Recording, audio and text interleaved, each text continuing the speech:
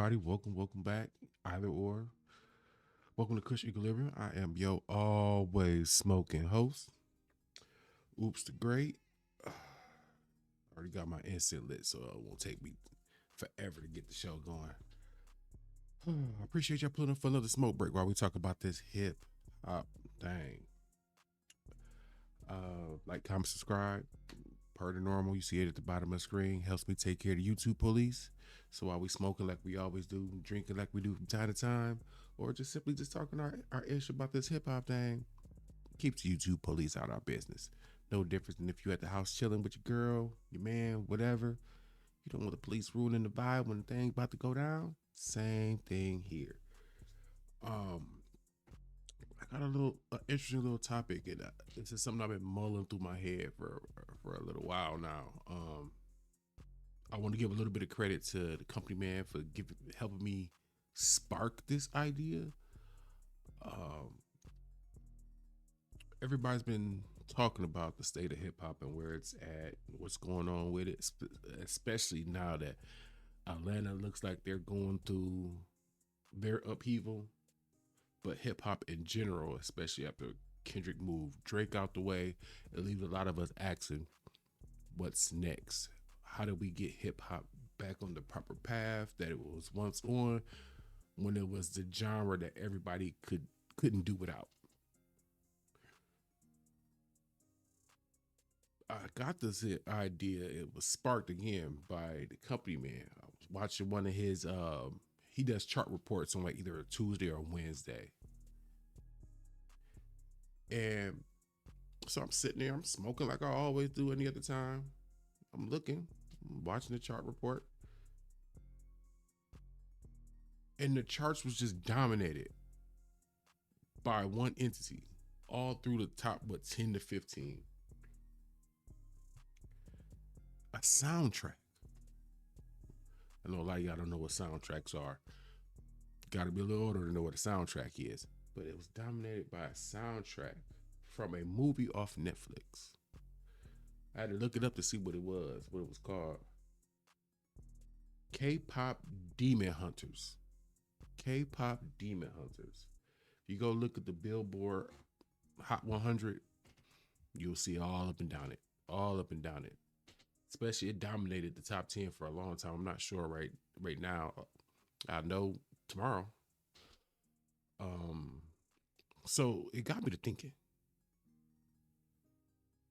If this is a tactic working for an anime show on Netflix, why isn't it something used unilaterally throughout music, period?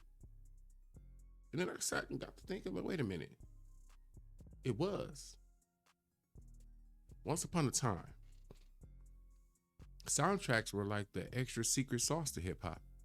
A lot of the movies that we seen, especially coming up in the 90s, early 2000s, had a solid soundtrack to it that featured a lot of hip hop.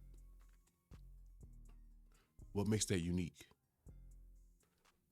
It gives you another way to consume music. How many of y'all really have time these days to really sit and actually listen to an album? Life going, things got to get done. You got kids, you got your spouse, you got your job, what other extracurricular activities you do. Not many people got time to sit and listen to an album that's probably going to be about at least 45, 50 minutes, and that's the floor. Especially if they get to filling it up with filler songs with 16, 18, 19 tracks plus. Now we're talking well over an hour, right? But this seemed to be like something that used to be a thing.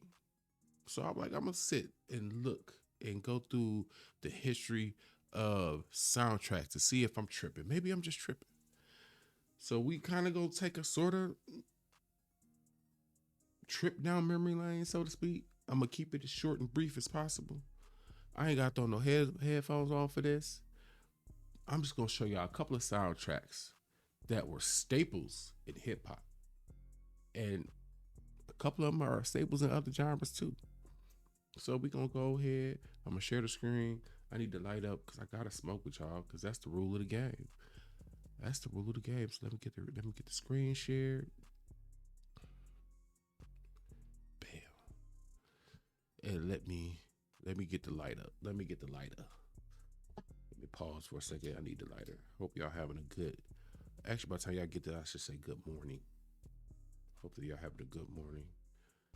I try to make these videos about 20 minutes, give or take, because I figure it take about 20 minutes to smoke you a little to get going. You know what I'm saying? And that's what I always want this to be, a smoke break for all of us to just chill for a minute. But as y'all can see, the first movie I got pulled up, Boys in the Hood. Boys in the Hood.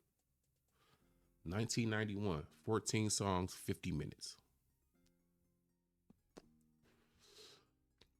Look who participated in it. Ice Cube,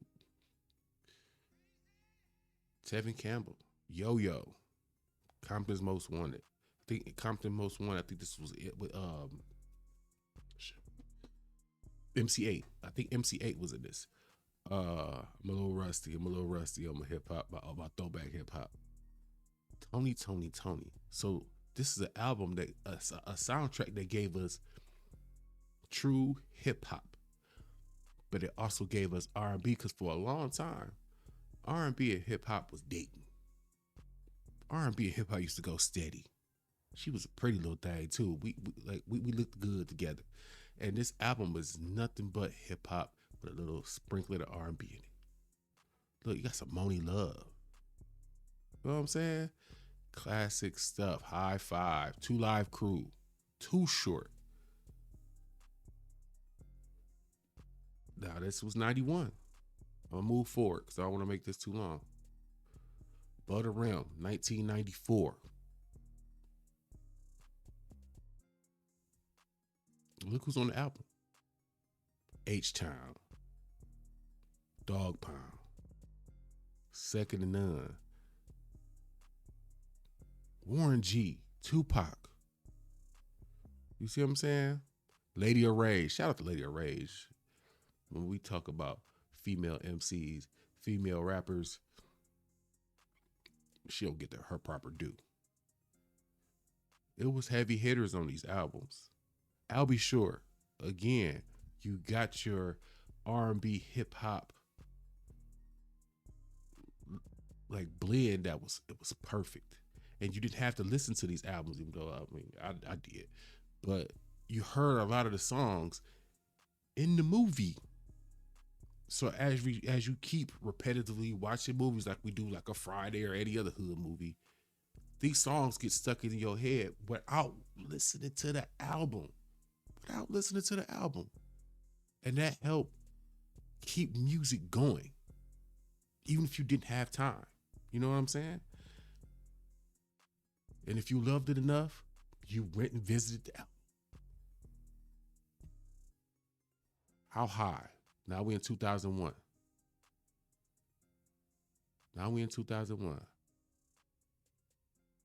It's more of a stoner's album, soundtrack, but it's hip hop nonetheless. We got a lot of meth and red. If you don't like getting a heavy dose of meth and red, you're not even supposed to be watching this show right now. You got a heavy dose of Red Man, Method Man, Limp Bizkit. I fuck with Limp Bizkit. DMX. Got some DMX. I didn't know what. I didn't even think about it. Ludacris was on this album. I didn't know this was on this album. Okay.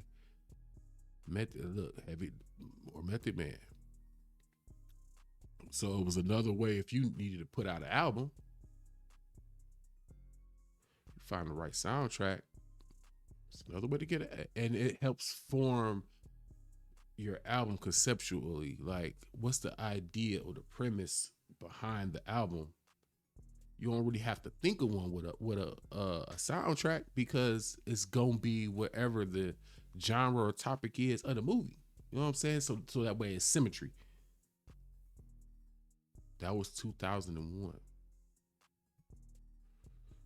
Now we at 03. I got one more after this. DMX, Eminem, Obi Trice. Shout out to Obi Trice, man. I used to rock with Obi Trice. I don't know what y'all, but 50 Cent and G Unit was on here. Foxy Brown, shout out to Foxy. Drag On, Joe Budden. It wasn't one of Joe Budden's hot ones, but it was good. You got clips on here. More DMX. You see what I'm saying? Fat Joe. Prophet.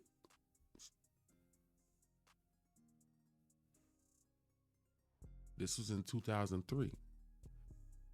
And any movie that got Jet Li in it is not a low budget movie. That's a a strong budgeted movie with hip hop throughout the soundtrack. And of course, I mean, you already know what's next. Cherry on top. And the most recent example of this, the Black Panther soundtrack. Obviously, you got a good load of Kendrick, but you got some Schoolboy Q, you got some 2 Chainz. Look at this, Vince Staples, SOB. You got some Absol, Anderson Pop. Look, I mean, it's literally a who's who. J Rock, Future. It's a who's who on here. Mozzie, Reason. I'm not the biggest of Travis Scott fans, but this is on here. And look at the numbers, because this is the most recent example I was able to really find. Look at the numbers. I know everybody don't be in the numbers.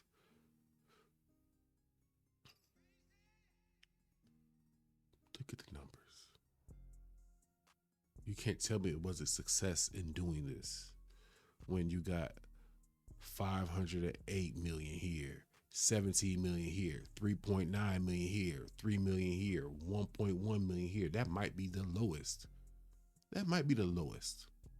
238 million, 3 million, 18 million, 4.7 million, 6.4 million, like 10 million. Look, All the Stars is 3 million away from 1 billion. That's with a B. That's with a B. 6.2 million for the actual Black Panther song. Like, this is a model that could still be used right now.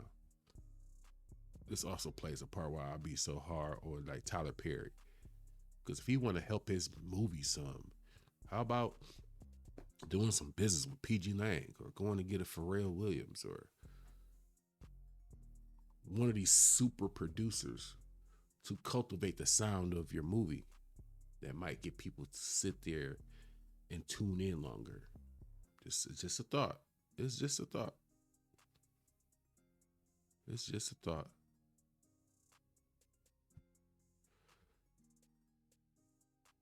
But this makes me ask,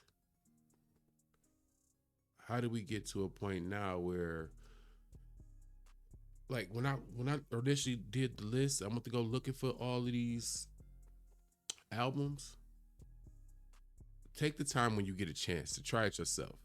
Just type in, what did I type in? I want y'all to be able to get the same thing I got. I typed in, hip hop movie soundtracks into your Google search bar. Click more, because you're gonna need to be able to see all of them.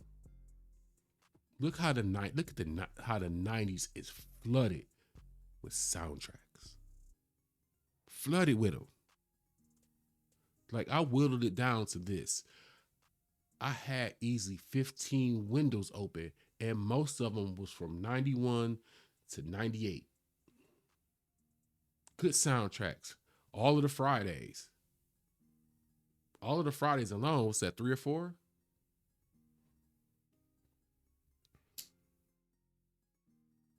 Once upon a time, hip hop knew how to use soundtracks as like a cheat code.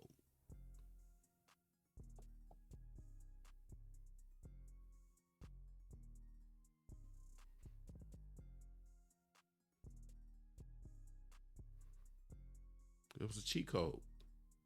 And I don't see it no more. And I wonder why. I wonder why. With us asking questions about what's next for hip hop, how does hip hop grow and move forward, but also correct some of the bad that we've started to see, probably been seeing for a while.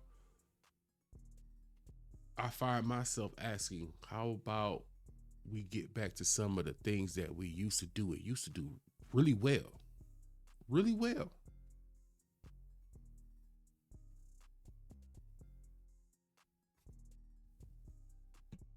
That also would solve some of the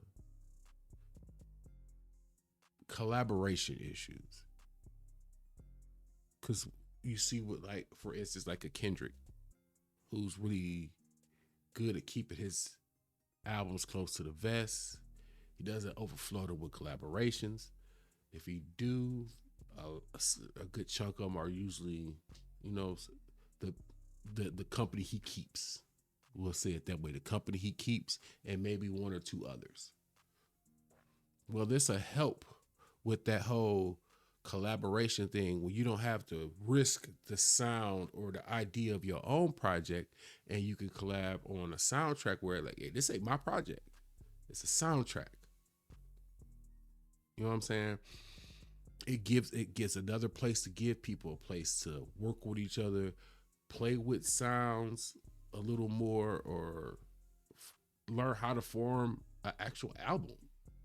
Because I think a lot of artists right now struggle with that, forming an actual album. So from beginning to end, it's a clear roller coaster ride that's planned out by you versus an album that get thrown on, and it's like, yo, I don't know what you wanted me to think and or feel by the end.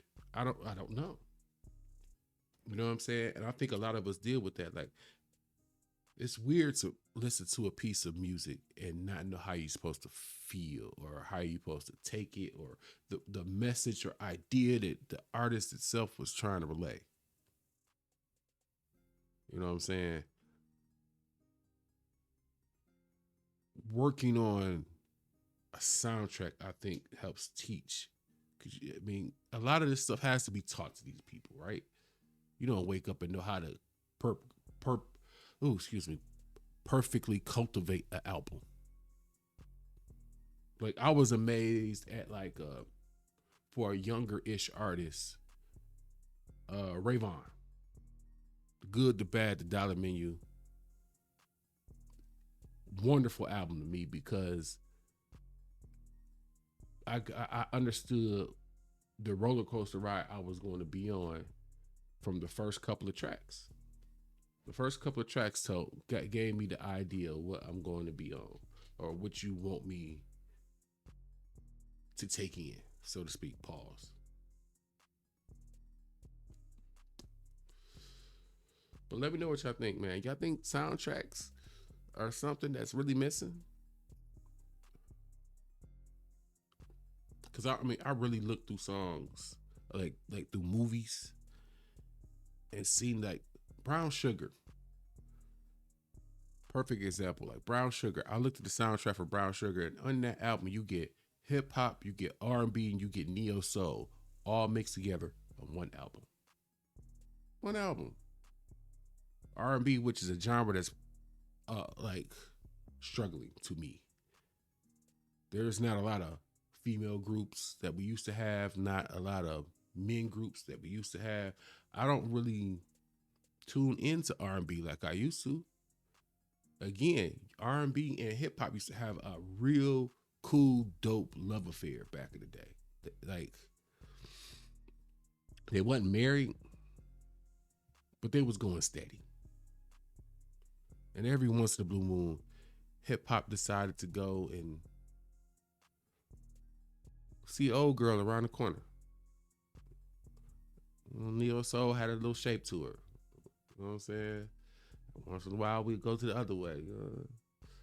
Because rock and roll was over there. We like the crazy ones from time to time.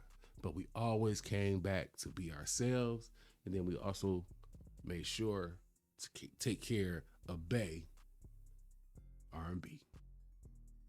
And it just, I don't know. I don't know why there seems to be a divide now. There you don't see hip hop and R&B melding together like they used to.